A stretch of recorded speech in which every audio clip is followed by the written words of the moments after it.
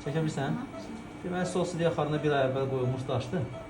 Burası əməliyyatından sonra. Göründüyü kimi stentin üstü bütün daşlaşır. Baxın, mən də stentin üstünə toxunmaq istəyəcəm. Görün, burada üst təbəqəsi çox möhkəm daşlaşır. Birisi belə ovuldu biraz. Amma bu sidik hissədə qalan hissəsi ki var.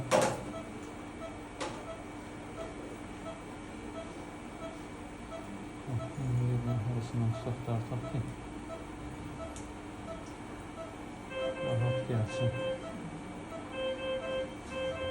Axara girən hissəsi görünür istəyəm. Deməli, burada sidik axarına girən hissəsi. Tutaq girib gələrsə.